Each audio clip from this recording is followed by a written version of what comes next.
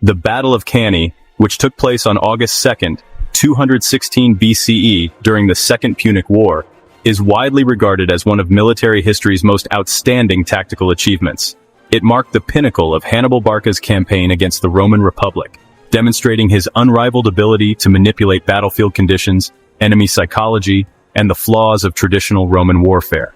The scale of destruction and magnitude of Roman losses at Cannae were so severe that they reverberated throughout the ancient world, serving as a haunting lesson in military academies for centuries. To understand the significance of the Battle of Cannae, one must first consider the context in which it occurred.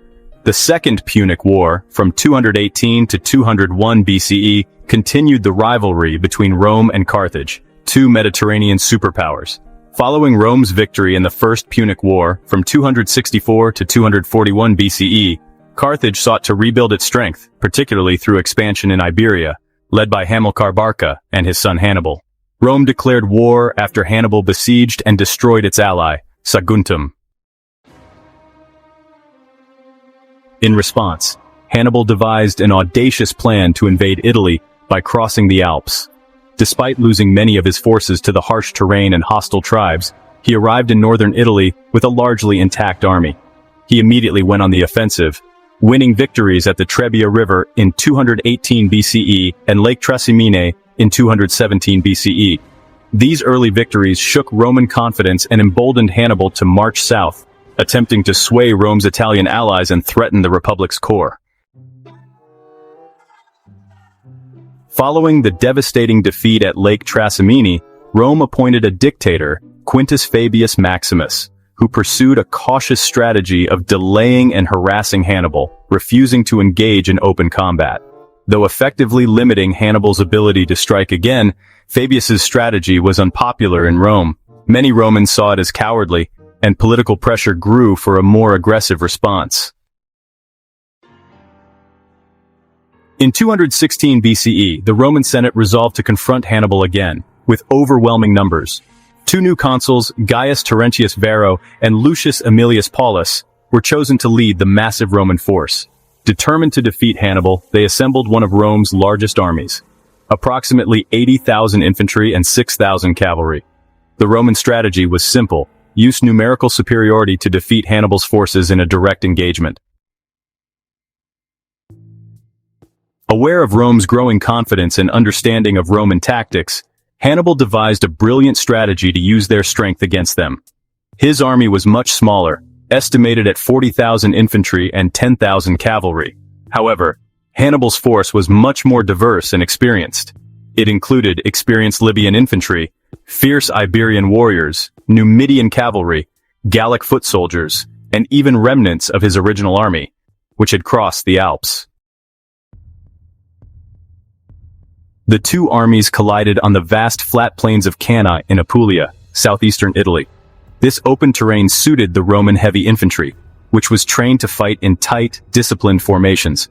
However, Hannibal chose this battleground on purpose. He knew the flat plain would allow him to best use his cavalry and maneuverability.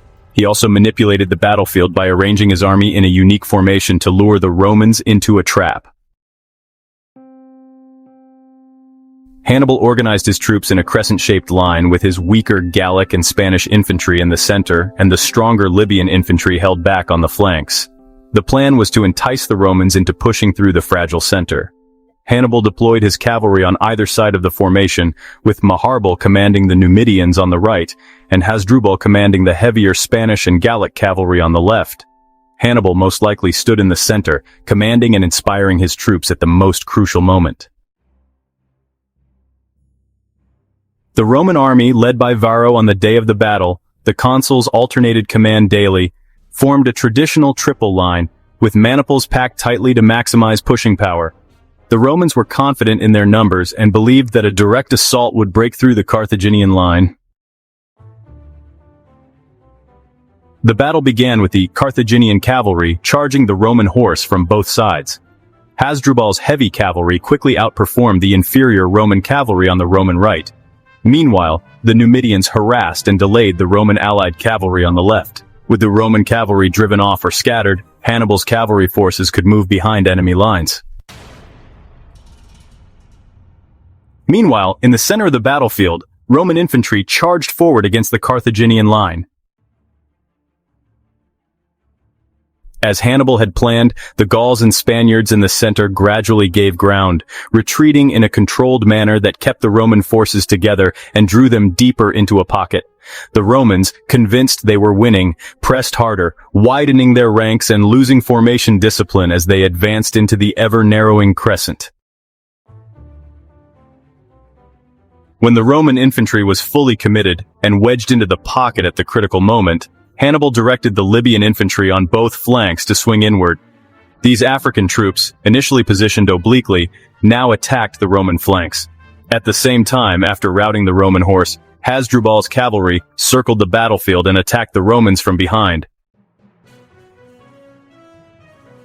The Roman army was now surrounded, with Gauls and Spaniards in front, Libyan infantry on the flanks, and cavalry in the rear. The Roman soldiers were trapped, with no room to maneuver, and they were so close together that they couldn't swing their swords effectively. This deadly envelopment, also known as a double or pincer movement, was a tactical masterpiece and one of the first examples of its kind to be executed on such a large scale. The result was a slaughter. Roman soldiers died in suffocating heat, unable to flee or regroup. Many were trampled by their comrades or crushed in the melee. The fighting likely lasted several hours and resulted in a crushing Roman defeat.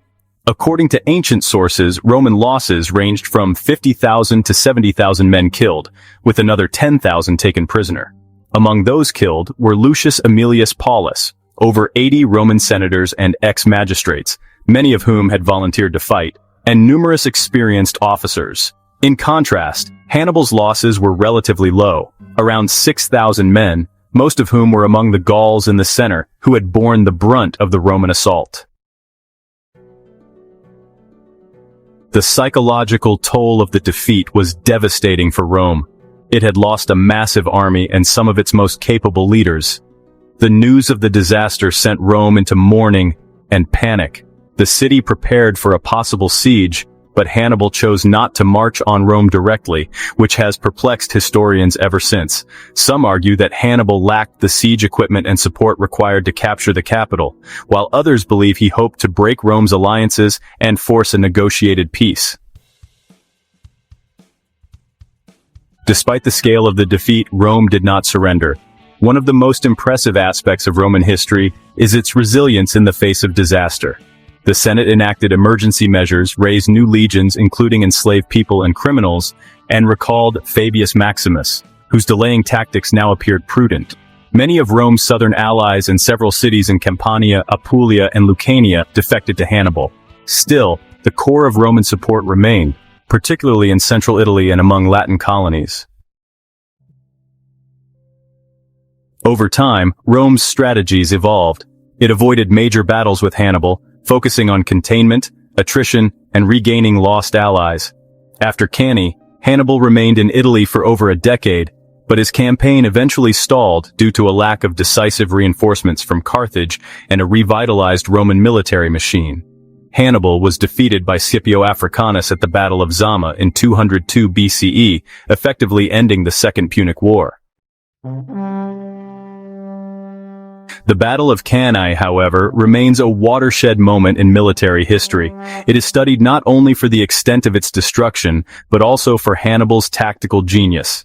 His double envelopment became a model for future generals, including Frederick the Great, Napoleon Bonaparte, and Norman Schwarzkopf during the Gulf War. Cannae also taught about the dangers of overconfidence, the importance of adaptability in warfare, and the value of leadership and unity during times of crisis. The Battle of Cannae in 216 BCE was a watershed moment in the Second Punic War and a masterclass in military strategy. With a smaller and more diverse force, Hannibal used terrain, psychology, and precise timing to annihilate a far superior Roman army.